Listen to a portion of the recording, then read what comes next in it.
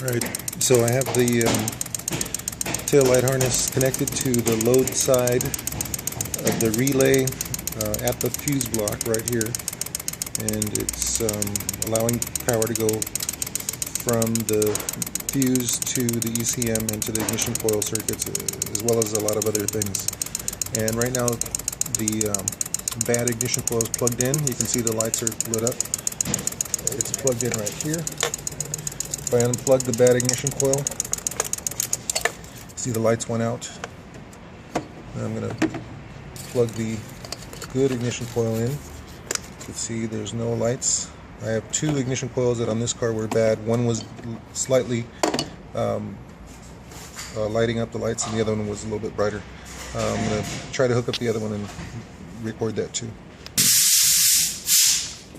Alright, so you can see this is one ignition coil that's bad, and it's hooked up. There's the lights. I just unplugged it.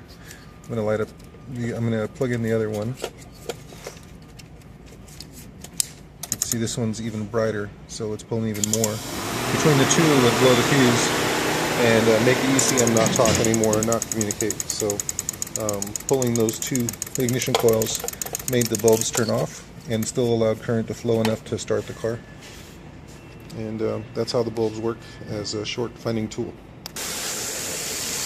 Okay, one more thing I want to show is that right now I have the car running using the tail light harness as a power supply circuit. I have them jumped across the load side of the terminals of the relays, of the ECM relay.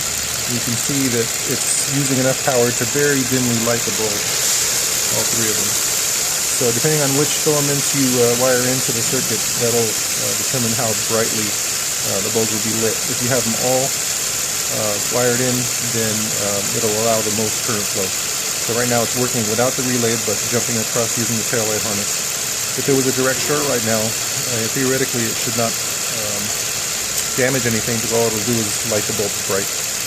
Alright, that's it.